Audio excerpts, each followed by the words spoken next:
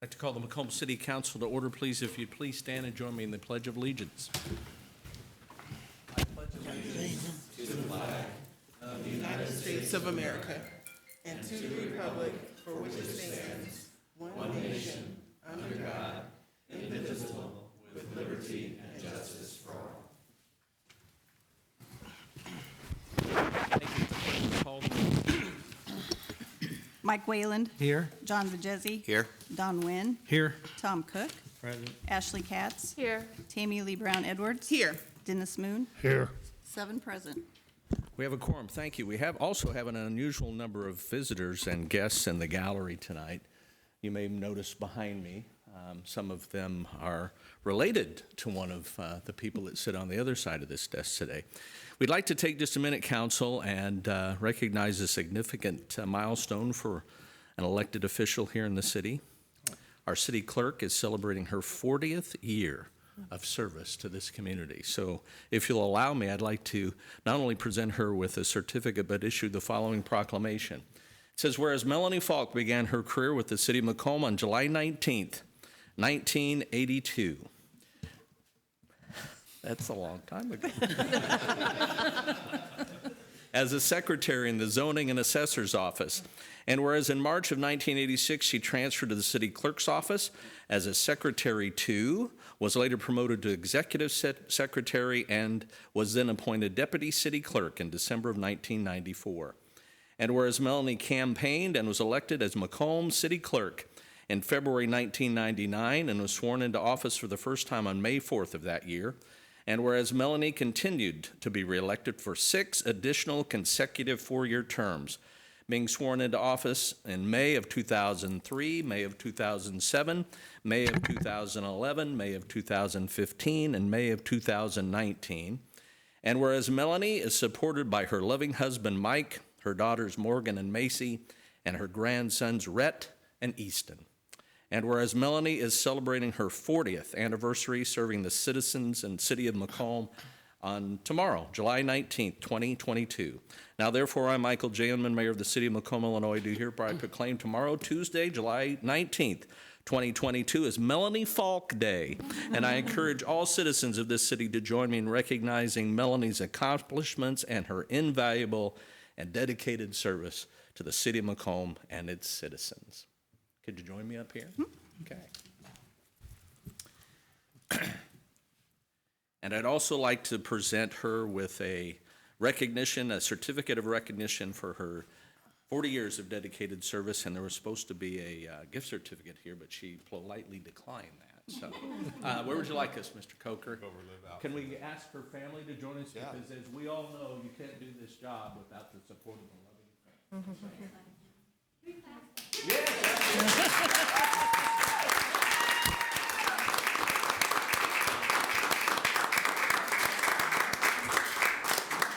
Aunts, uncles, sisters, mothers, the whole shebang. Tell us when you're ready, Mr. Coker. Posterity's sake.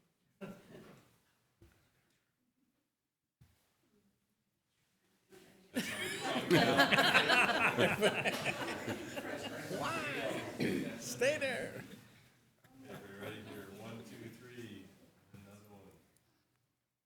All right. Thank you very much.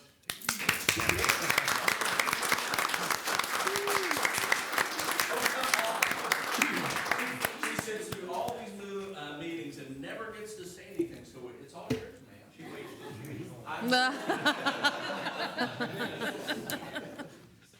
Speech. I just want to say it's been a pleasure to serve the citizens of Macomb for all these years, and I have been very blessed, and the city has been very good to me over all my 40 years. So thank you very much.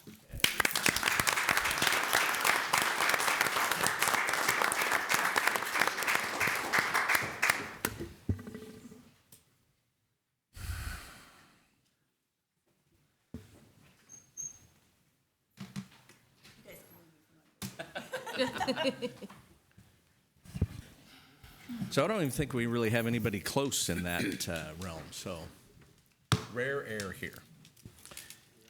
I would like to call a public hearing regarding an annexation agreement between the James A. Burnham Trust and the Sarah J. Burnham Trust and the City of Macomb. This is a proposed annexation of property located at the east side of Macomb, and I would ask maybe if the city's attorney would give us a brief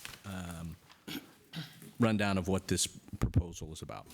Sure. The proposed annexation includes 3 different tracts that are owned by the Burnhams. One is a 16-acre tract, an 18-acre tract, and a 14-acre tract. The city feels that it's important to include these parcels within the proposed TIF due to their potential for development, and the owners have agreed to their inclusion and annexation. Without annexation, those parcels cannot be part of the new TIF district, and no TIF funds could be allocated to any potential improvements or development of those parcels. Thank you. Does anyone wish to speak either in favor of or in opposition to this annexation agreement as outlined by the city attorney? Anyone from the council have any questions regarding this as it relates to the public hearing? Alrighty, and hearing none, we'll conclude the public hearing. And moving on with the agenda before you is the consent agenda. Council, the motion is in order. Move to adopt as published. Second. It's been moved and seconded to adopt the consent agenda as published. Any discussion? Hearing none, roll call, please. Wayland. Aye. Vajezi. Aye. Wynn. Aye. Cook. Aye. Katz. Aye. Brown Edwards. Aye. Moon. Aye. All ayes. Motion carried. Thank you. Citizens wishing to address the City Council on matters germane to the agenda of the meeting this evening under the public comment section are reminded and limited that their comments are limited to 3 minutes and are asked to be brief and concise in making their remarks. Comments submitted by mail or email will not be read aloud, but a copy will be provided to each member of the council and made a part of the minutes of this meeting. Does anyone wish to address the council under the public comment section of the agenda this evening? Already hearing none, we'll move on to unfinished business. Item number 1, consideration to approve the proposed longevity scale for City of Macomb non-union employees. This was discussed at last week's Committee of the Whole and entertain a motion to approve.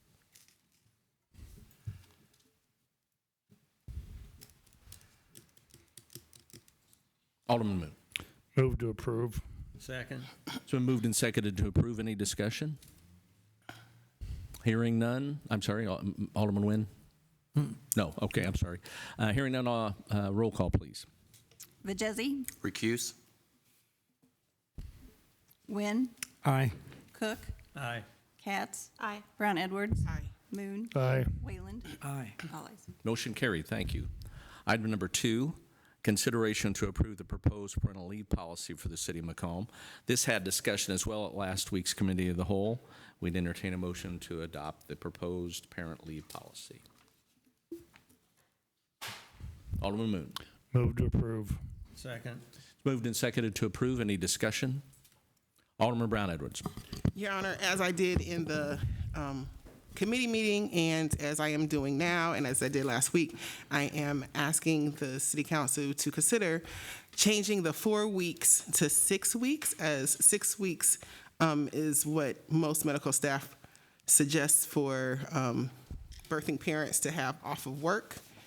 6 weeks is also the state requirement for the child has to be 6 weeks old for daycare. I've talked to one daycare that they won't take babies up until 15 weeks.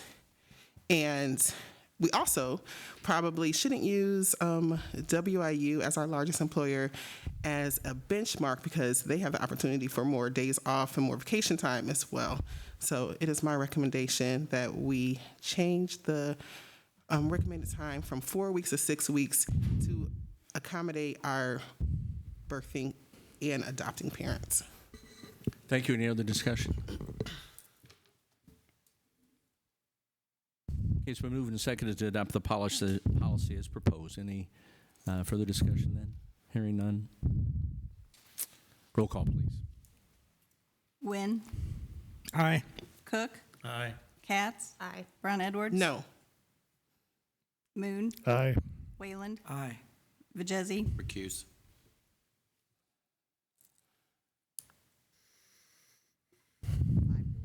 Motion carried. Thank you. There is no other unfinished business this evening. Under new business, item number 1, consideration of an ordinance to create a special event liquor license from the Macomb Park District's Randolph Street Rendezvous event, and this is scheduled for August 18th, 2022.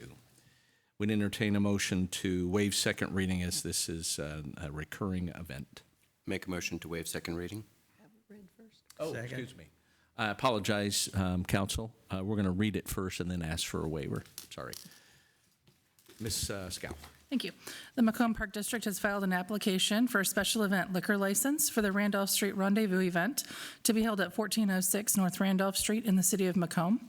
The event will be held at the Glenwood Park Stone Shelter on August 18, 2022, between the hours of 6:30 p.m. and 9:30 p.m., and the license would be for those same hours. Information concerning the event was provided during a meeting held on May 31, 2022. The Macomb Park District is a special event retailer, as that term is defined in our code, and this is an annual community event. The ordinance provides that council wishes to create a special event liquor license for Macomb Park District's Randolph Street Rendezvous event to be held on August 18th, 2022, between the hours of 6:30 p.m. and 9:30 p.m. Thank you. That'll stand as first reading. We would entertain a motion to waive the second reading. Motion to waive second reading. Second. It's been moved and seconded to waive second reading. Any discussion? All in favor say aye. Aye. Opposed, same sign. Motion carried. Entertain a motion to adopt the ordinance. Make a motion to create a special event liquor license for the Macomb Park District Randolph Street Rendezvous. Second. It's been moved and seconded to establish the creation of the liquor license. Any discussion? I would note that we do have a representative from the Park District here. Kara, do you want to say anything? A little promotion time, it's all yours. I talked a lot about the actual event last time, and that it is our concert series, so we have 3 of them each year. This would be our second one for August 18th with the Matt Eckbert Band, and that is something that I wanted to discuss a little bit more this time is the need for getting our own liquor license. So in the past, we have always used a third-party distributor, and I have found it very difficult this year to obtain a retailer because of all of the fees that go into it. The retailers that I have used have not been seeing any money coming back from that, so they're not breaking even on that. And looking into it further, it costs us only $25 as the park district to get a liquor license for those 3 hours. And it makes a lot more sense to use the money that is made off of that to go back into our parks.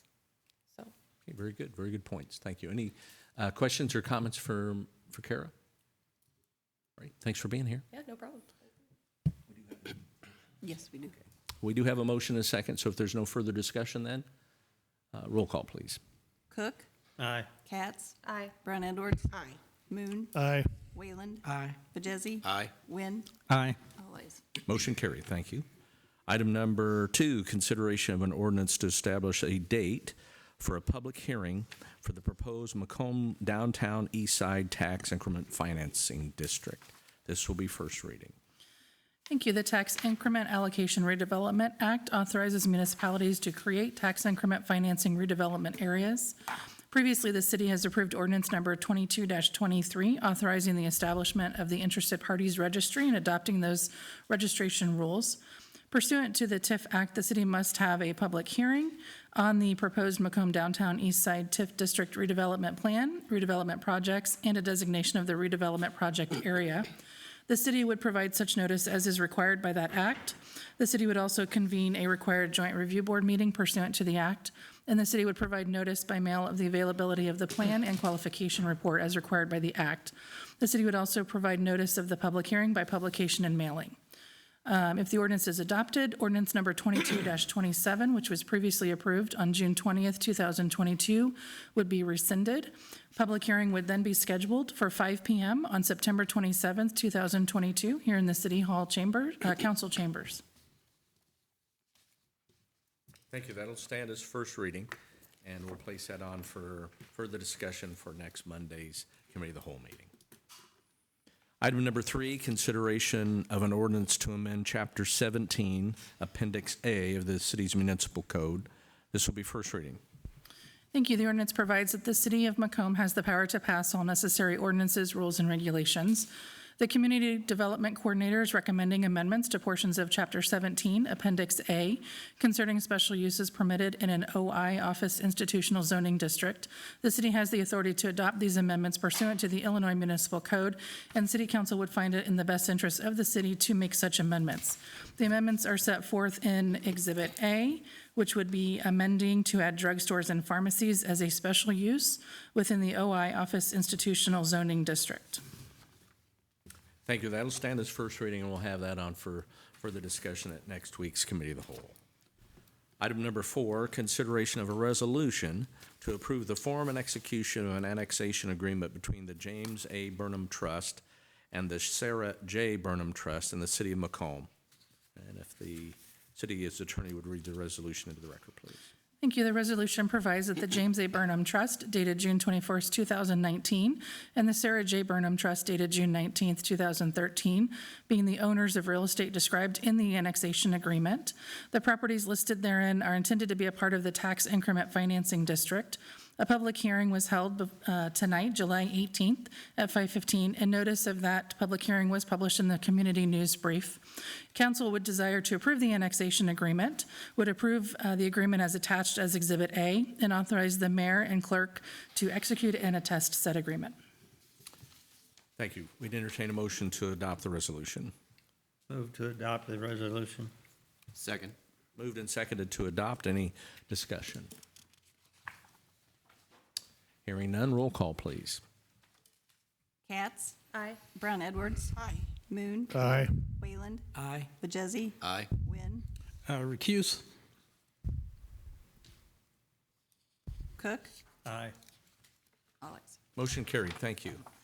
Item number 5, consideration of a resolution to adopt the 2022 McDonough County Multi-Jurisdictional All Hazards Mitigation Plan. There's a memorandum in your packet from the city administrator. We also have the city county ESDA director, Mr. Rodriguez, here with us. Scott, could you go over your memo, and then we'd ask Edgar if he would be kind enough to fill us in a little bit too. Sure. Thank you, Mr. Mayor.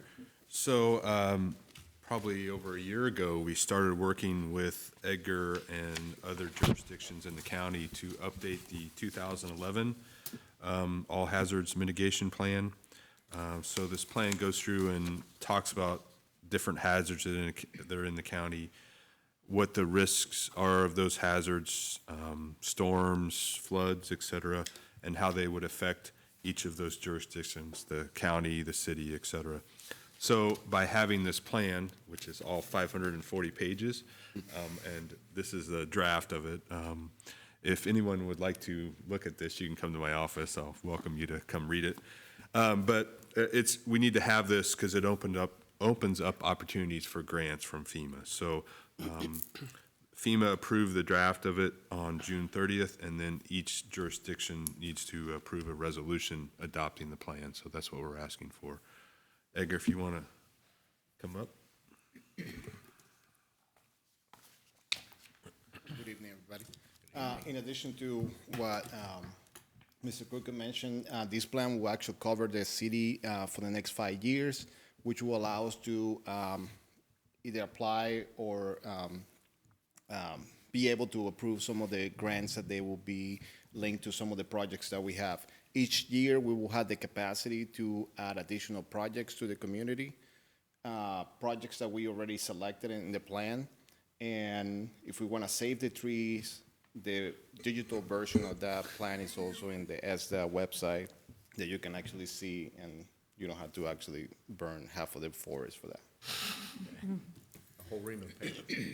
All righty. Any questions for Edgar or Scott? All right, Edgar had something Yeah, else. anything else?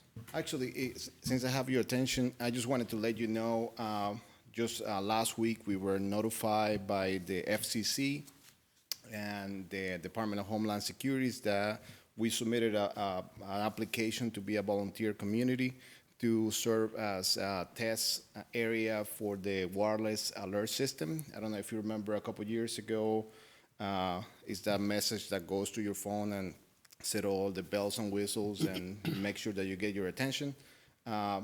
This is actually a test for rural communities, and what they're trying to do is pinpoint better locations. So if we have a particular emergency in an area, they can actually target that area instead of the entire county.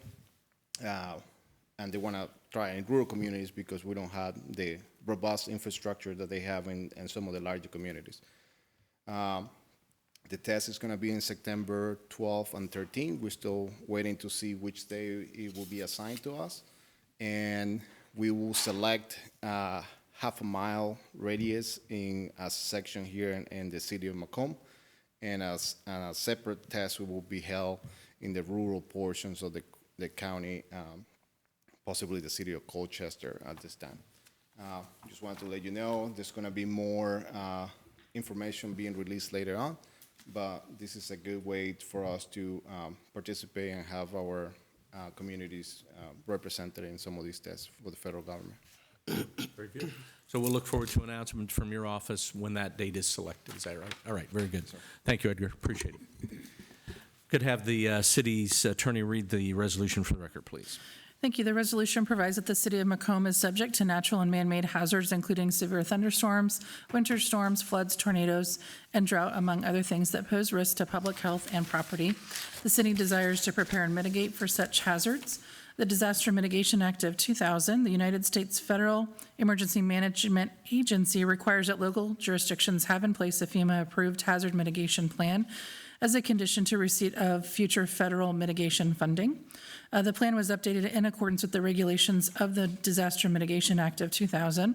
The city has participated in updating the 2022 McDonough County Multi-Jurisdictional All Hazards Mitigation Plan covering member jurisdictions of the county, and therefore it be resolved by the council that the city of Macomb adopts the 2022 McDonough County Multi-Jurisdictional All Hazards Mitigation Plan as the official hazard mitigation plan of the city and agrees to participate in the annual and 5-year updates to this plan. Thank you. We entertain a motion to approve the resolution, or adopt the resolution, excuse me. Make a motion to adopt the 2022 McDonough County Multi-Jurisdictional All Hazards Mitigation Plan. Second. So moved and seconded to adopt the plan. Any discussion?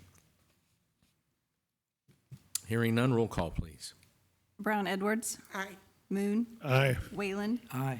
Bajesi. Aye. Wynn. Aye. Cook. Aye. Katz. Aye. All ayes. Motion carried. Thank you.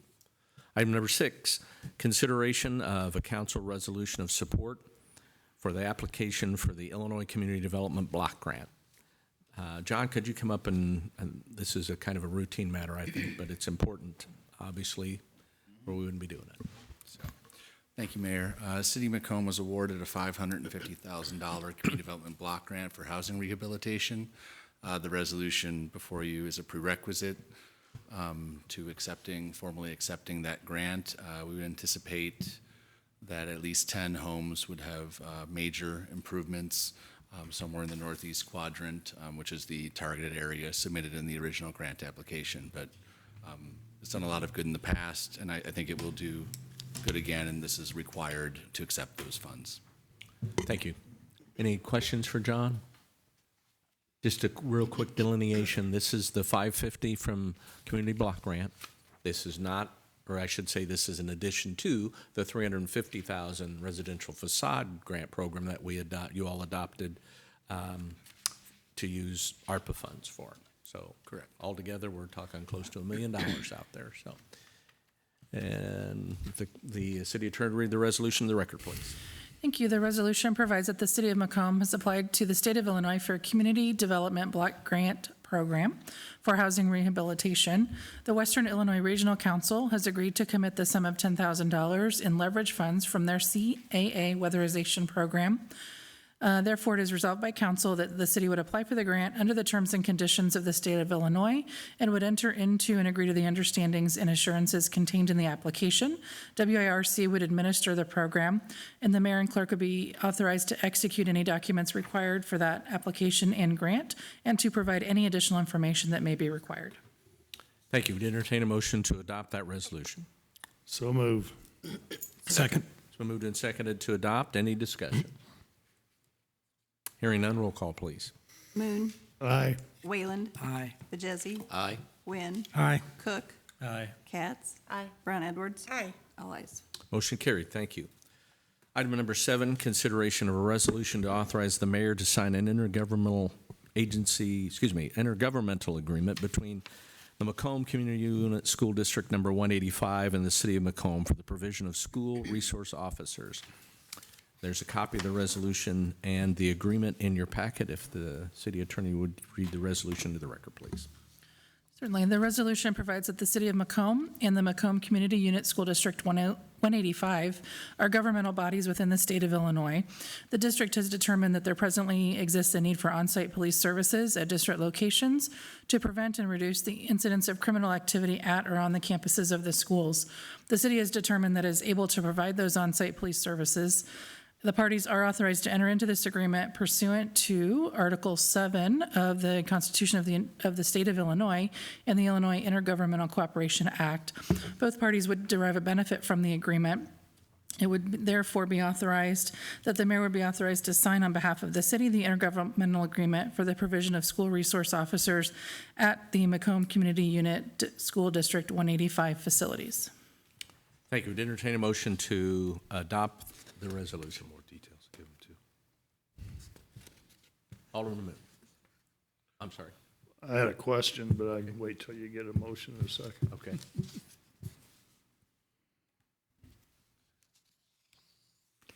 Well, I'll make a motion to authorize the mayor to sign an intergovernmental agreement between the Macomb Community Unit School District Number 185 and the City of Macomb for the provision of school resource officers. Second. So moved and seconded. And discussion. Alderman Moon, you had a question. Just for clarification, exactly what is the school district paying? Sure. So I have those numbers I can go through. So what we've, in theory, agreed to, and until you formally approve it, they will pay 1,134 hours, which is 7 hours a day multiplied by the 162 school days. The two officers that have been selected are Denise Kramer and Caitlin Lovell. So we look at their specific benefits, their wages and other benefits, and I calculated that the school district would pay $85,552.62 for the upcoming school year. Would you repeat that again, please? $85,552.62. Thank you. Which is approximately 54% of the overall cost of those two employees. I was on I'm sorry. Excuse me. Alderman Moon. I was under the impression they were paying a little bit more than that when we had talked about the second officer. That's the number of hours that we discussed. So that's about 54% of the total yearly hours for each employee. So they're only going to spend 54% of their time. Well, they don't spend any of the summertime there. I know that. Right. But the school year is 7 months. That's 162 days is what the school year is, so yes.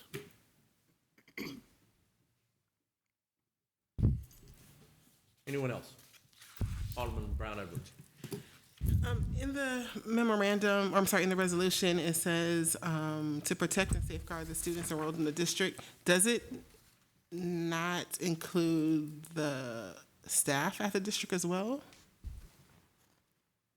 I guess it's questions for the city attorney.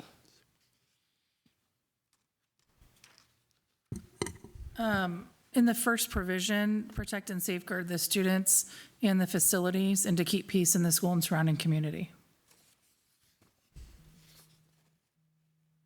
Surrounding community as in residential community? My question is the staff in the building. Are we just going to, No, we're not going to ignore anybody in the building. I mean, at the end of the day, they are still police officers. They're just being assigned to a specific location within the community. But at any time, they could be called out if there's a need for additional police services outside of the campus locations. So they will always be a primary resource for our community's safety, entire community, including those within the building.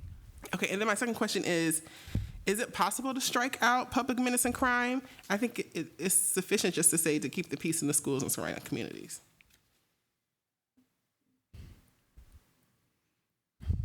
It's up to the person that made the motion if they want to amend. What do you want to strike out? Public menace and crime. I don't see anything wrong with it being in there. And I think to keep the peace is sufficient enough. So it will read, to protect the safeguard, I think there's a preposition missing, but to protect and safeguard the students enrolled in the district facilities and to keep peace in the school and surrounding communities.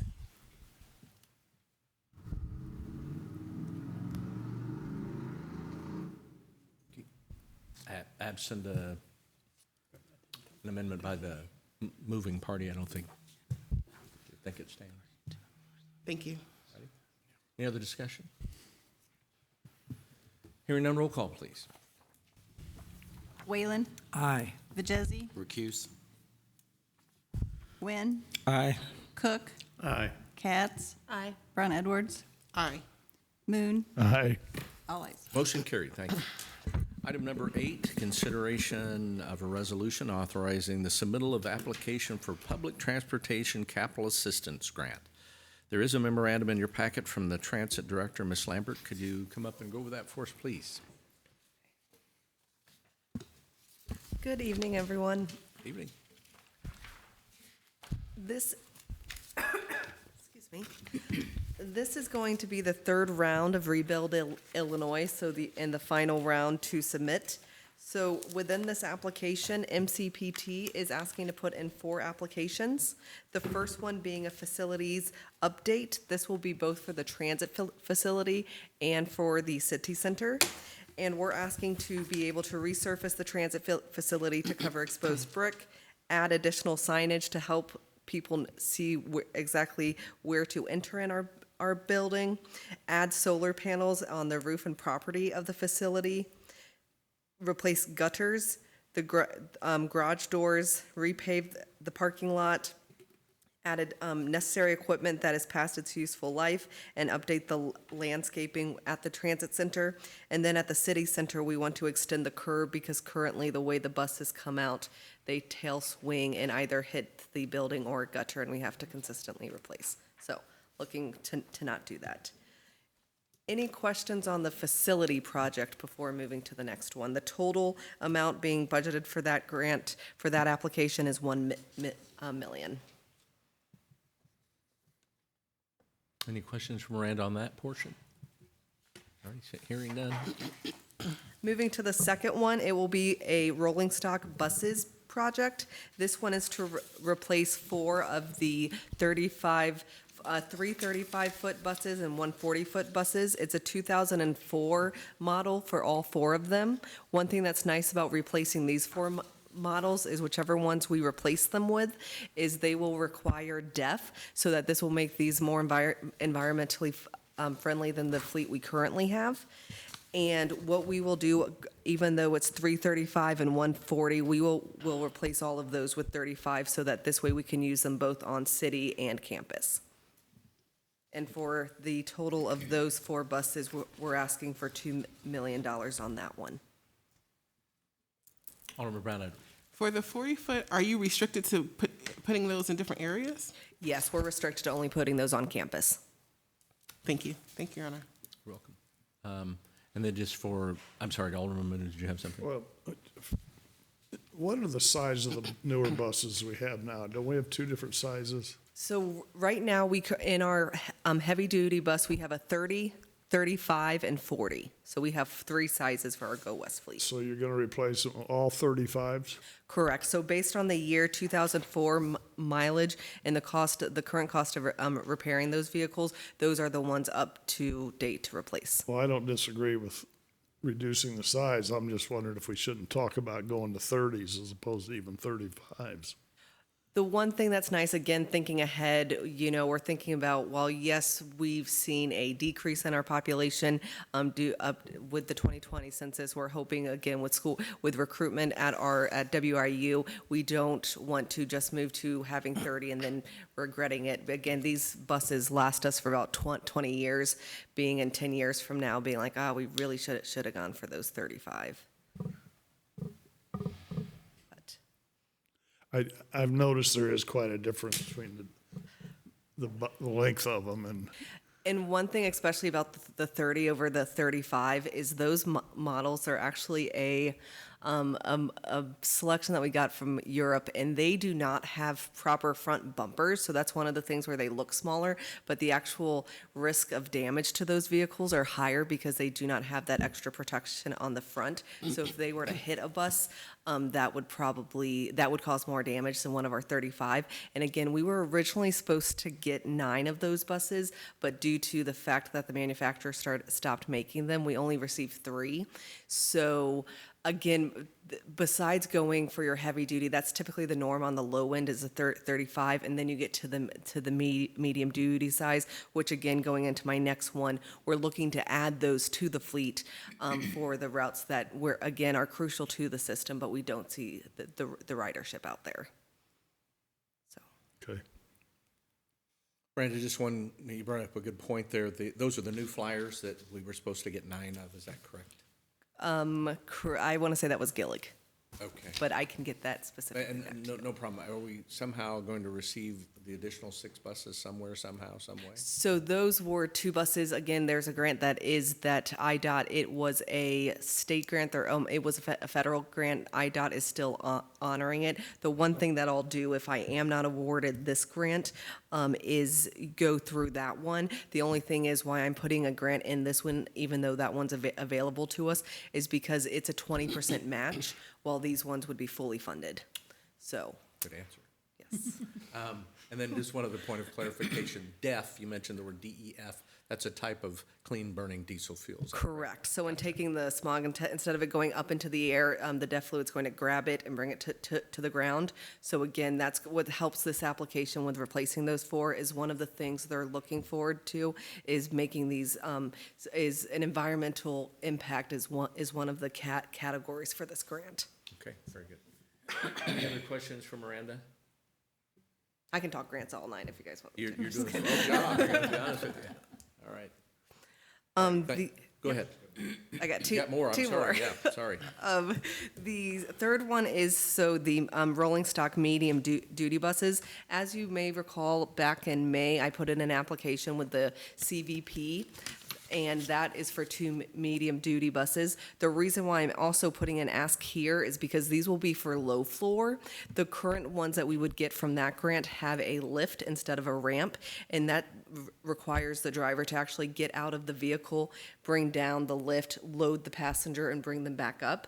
So by doing the low floor, the driver will not have to get out, which means, because right now for next year, we're actually shortening the route to apply time to do that. So again, by adding that to our fleet, it provides us more of an opportunity to service the area. And that one, we're asking for $320,000. Any questions on that one? Last but not least, the demand response software project. So for this one, the city of Macomb is requesting to add its paratransit software and to purchase tablets for our demand response drivers. Right now, we use paper copies of our manifest to let our drivers know where to go for their routes that day. So by adding the tablets, we will be able to take that away, and we'll also be able to do our pre and post trips, being able to better catalog that than we currently are. And that also will provide a mobile device management between our drivers and dispatchers. And we're also looking to update our software where it can add text alerts to our passengers, so that this way we can communicate to our passengers via text as well. So if they want to get a hold of us in the evening, the night before, saying they need to cancel a route, they can do that without having to wait the next day and do it as a call off. So, and that the project budget for that is $250,000. Any questions on that one? Right, I would just ask, so you mentioned that the initial rolling stock request for the buses at $2 million, that was 100% grant funded. Is this all these requests are 100% grant funded? Correct. So for rebuild, all of these grants will be fully funded through this grant. So no local dollars and no match dollars from other grant funds? Correct. Okay, very good, thank you. Any other questions or comments for Miranda? Really appreciate it, thank you. Ask the city attorney to read the resolution to the record, please. Thank you. The resolution provides that the provision and improvement of public transportation facilities, rolling stock, equipment, and services is essential to the development of safe, efficient, functional public transportation. The Illinois Department of Transportation has the authority to make these grants and make the funds available to offset eligible capital costs. The grants for those funds will impose certain obligations upon the recipient. It is therefore resolved that application be made to the Department of Transportation for the purpose of offsetting eligible public transportation capital costs as listed in the resolution, including the facility renovation project, rolling stock heavy-duty buses project, rolling stock medium-duty buses project, and demand response software project. The mayor of the city of Macomb would be authorized to sign and submit the application on behalf of the city, would also be authorized to furnish the additional information as may be required, would also be authorized to execute on behalf of the city the grant agreement and any subsequent grant agreement amendments, and would also be authorized to sign any documents as may be required by the department to request payment for the project funding. Thank you. Excuse me, thank you. And entertain a motion to adopt the authorization to submit the application. Make a motion to authorize the middle of the application for the Public Transportation Capital Assistance Grant. Second. It's moved and seconded to adopt the resolution. Any further discussion? Hearing none, roll call, please. Vajezzi, Aye. Wynn, Aye. Cook, Katz, Aye. Brown Edwards. Aye.